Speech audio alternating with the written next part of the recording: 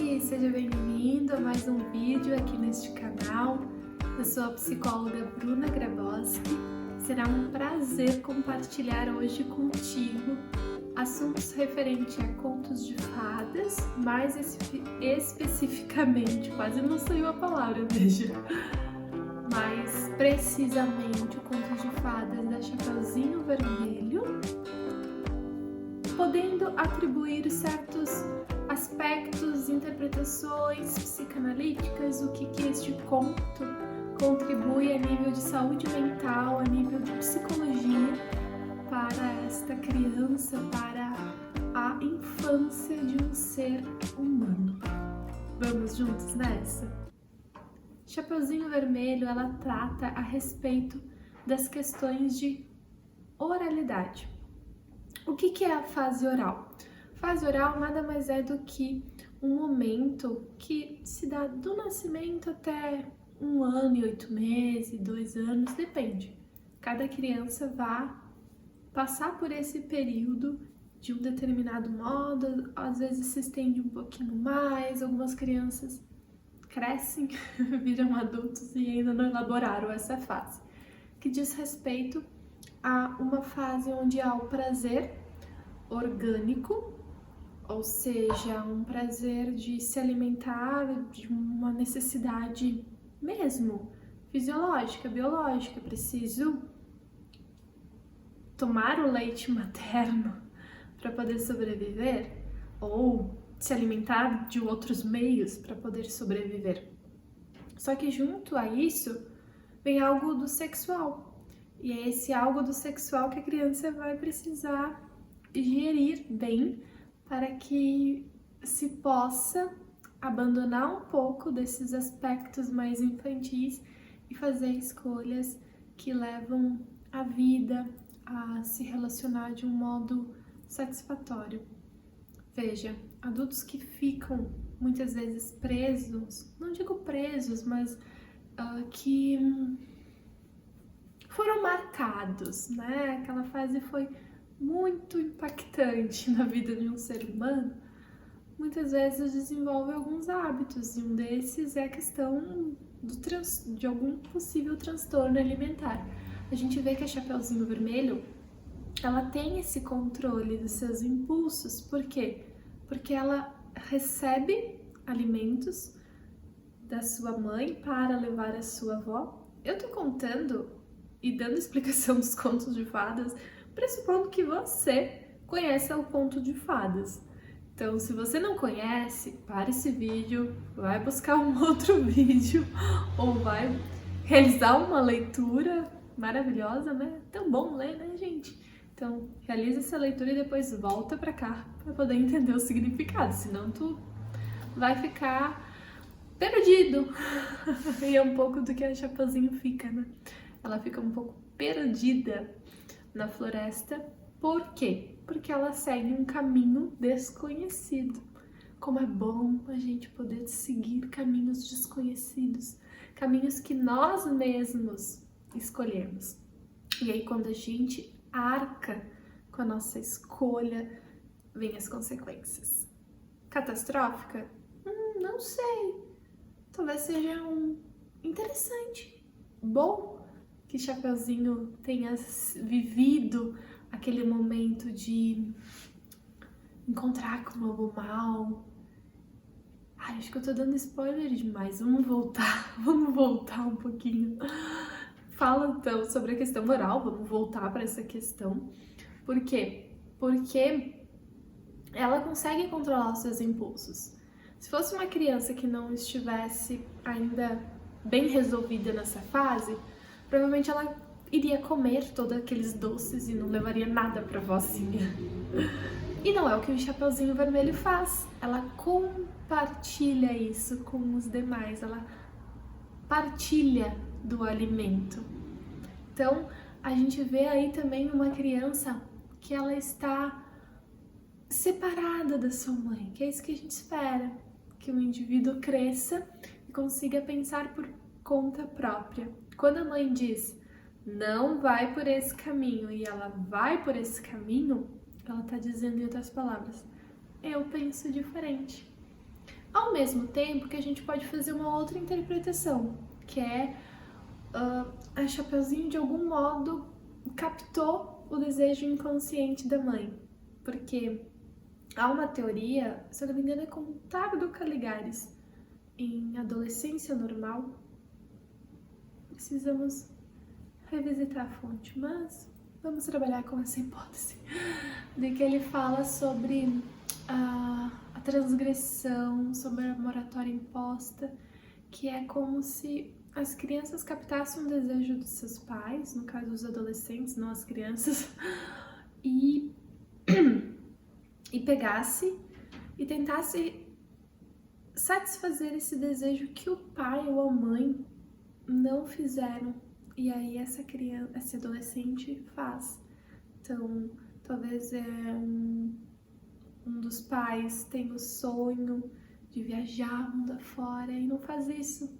E de alguma forma isso se transmite para o seu filho ou sua filha, que quando ele cresce, tem a oportunidade, ele vai viajar mundo afora, realizando esse desejo que na verdade nem era seu, era de seu pai ou de sua mãe. A Chapeuzinho Vermelho, ela capta isso. Talvez a orientação da mãe era justamente que ela se desviasse do caminho. Porque eu tenho certeza que a maioria das mães, elas desejam o melhor para os seus filhos. Ainda que muitas vezes não se saiba, né, o que é o melhor para o filho, o que é o melhor para cada pessoa. O que é o melhor para mim é diferente do melhor para o outro. Mas entenda que as mães, não dá para generalizar, né? Mas uma pessoa que cumpre a função materna, que cumpre, aí sim, essa vai querer sempre o melhor. E às vezes a gente sabe que o melhor é acompanhado de nãos, de interdições, de frustrações, de aconselhamentos. Leva o casaco, vai fazer frio, leva o guarda-chuva, pode chover. Que nada. Que nada, então experimenta a consequência natural. Que nada, Chapeuzinho Vermelho. Então tá. Veja o que você vai ver pelo caminho. E pelo caminho tem o quê? O lobo mau, que corteja, que seduz a Chapeuzinho e mostra então a ela um lado que remete às fantasias, aos desejos. Olha, a Chapeuzinho Vermelho tem um elemento central, que é o vermelho. Vermelho remete a sangue, a violência, a algo bem erotizado, né? Um vermelho vívido. E que é um pouco disso que se passa na adolescência, com um certo luto pelo corpo infantil e a descoberta de um corpo estranho, diferente, com crescimentos dos seios, com crescimento de pelos, com a chegada da menstruação, os desejos libidinais que antes estavam adormecidos aparecem. A Chapeuzinho Vermelho, ela vai por esse caminho, deixando rastros de sua infância, se encaminhando para uma possível adolescência. Quando o lobo mau devora ela, é meio que um certo interpretação, né, que se pode fazer disso. Primeiro, a questão edípica, porque o lobo mau pode ser visto sobre a ótica do pai, aquele pai que é mal, entre aspas, porque tem muito essa dualidade bem e o mal, né? Por mais que a gente saiba que não é para se interpretar assim na sua literalidade, mas representa então esse alguém que interdita, alguém que castra, ao mesmo tempo alguém que realiza os desejos incestuosos, os desejos de se envolver afetivamente com o seu progenitor do sexo oposto. O caçador, por sua vez, vem representar esse pai integrado, que é tanto a versão boa quanto a versão má. Ele vai lá, ele contribui, ele ajuda nessa possibilidade de tirar Chapeuzinho Vermelho da barriga do lobo, de tirar a vovozinha da barriga do lobo mau. Então ele tem esse papel aí de salvar, de ajudar, que é o que se espera, que as crianças elas possam fazer a integração. Não existe só algo ruim ou algo muito bom. Existe o meio termo. Ora um pouco bom, ora um pouco ruim. É da natureza humana essa ambivalência. Que bom que elas se dão conta disso através dessa ludicidade, por exemplo, dos contos de fadas. E quando a barriga do lobo mau é aberta e ela sai dessa barriga, Chapeuzinho Vermelho, é como se fosse um nascimento. E é. Ora bolas. Ora pois, o que acontece quando uma mãe está gestando uma criança? Tem um momento ali que é o parto, que é uma abertura para um novo mundo. É tudo diferente. Não tem como ser igual. A relação que se estabelece nesse caso é que morre uma criança e nasce uma adolescente. A Chapeuzinho Vermelho não é mais a mesma. É legal que as crianças não saibam de todos esses significados possíveis. Com certeza tem muito mais. A maioria desses significados foram tirados dos livros Bettenheim, bom, né? Psicanálise dos Contos de Fadas, do Bruno Bettenheim, e dos Fadas do Divã, do Mário Corso e da Diana Corso. Então, assim, tem mais elementos que se pode pensar, mas via de regra o que eu gostaria de trazer hoje é a mensagem de que Chapeuzinho Vermelho, ela instiga a criança a ir para a floresta, que é uma metáfora de ir para o mundo, de se lançar, de poder fazer as suas próprias escolhas, seguir o seu caminho. Não que ela tenha seguido muito o caminho dela, né? Porque convenhamos que ela seguiu o caminho que o lobo mau falou, parando para pensar agora. Mas assim, ela segue um rumo diferente do que aquele que era, a princípio, um caminho instituído pela sua mãe. Ela consegue lidar com essas questões de alimentação, de poder compartilhar isso, ao mesmo tempo também que trata dos seus desejos, através desses recortes aí de possibilidades vinculadas às questões sexuais, dado a questão do vermelho, da Chapeuzinho Vermelho, dada a questão dela ter ido, né, pra cama com o lobo mau, que na época a Chapeuzinho acreditava que era sua vovozinha, mas perceba que tem um diálogo. Ai, gente, talvez me falhe a memória um pouco de qual é o diálogo na sua literalidade, mas diz assim, vovó, pra que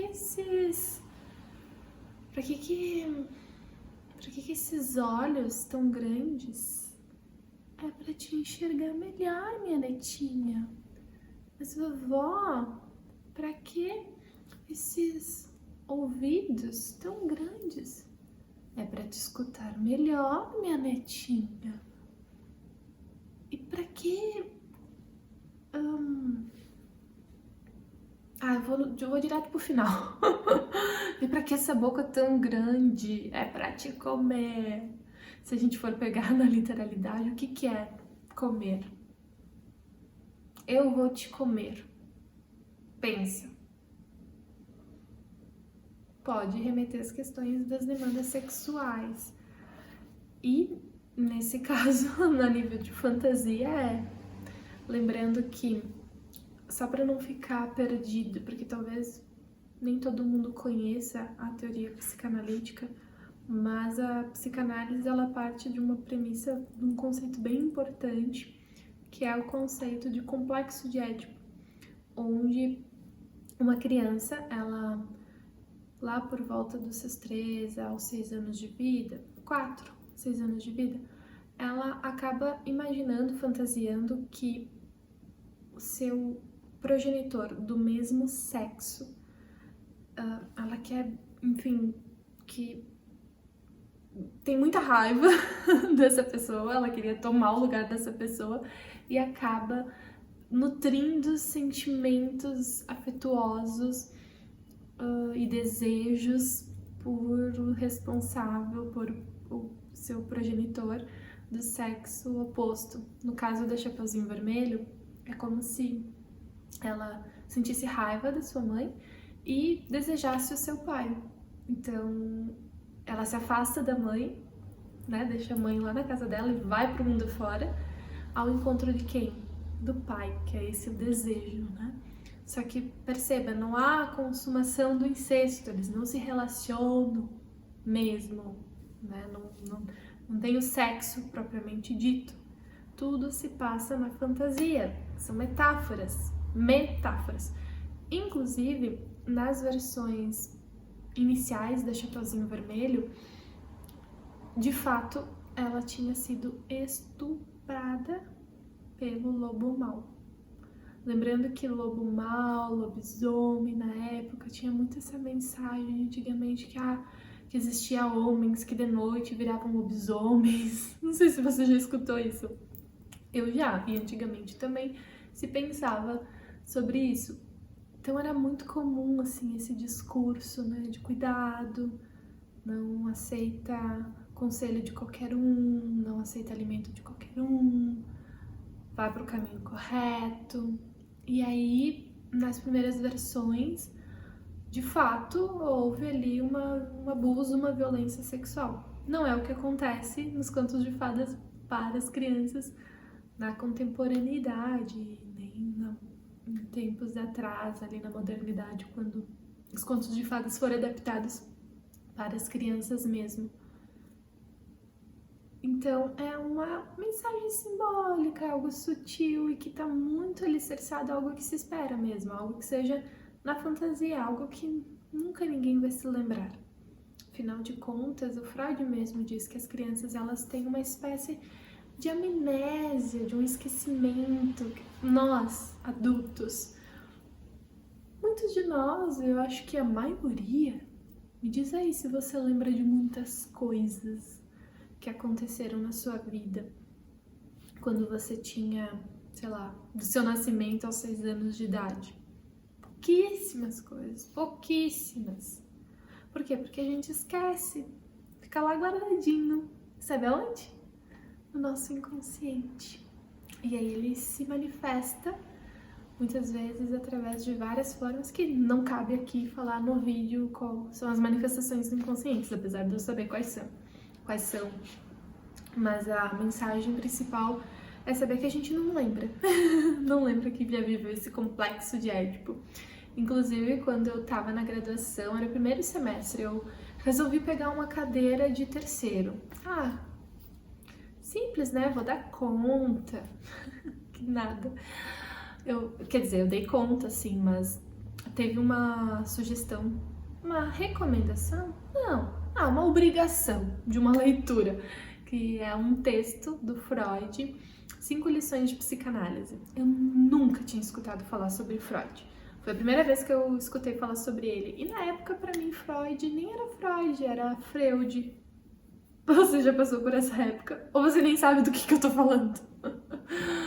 Ai. Mas o Freud, Sigmund Freud, psicanalista, pai da psicanálise, ele falou sobre o complexo de Édipo e eu tinha que fazer uma resenha das 5 lições de psicanálise. Eu falei, que absurdo!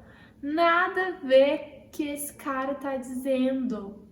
Que baboseira, eu pensei comigo mesmo. E falei na resenha. Meti o cachorro. Toda na razão.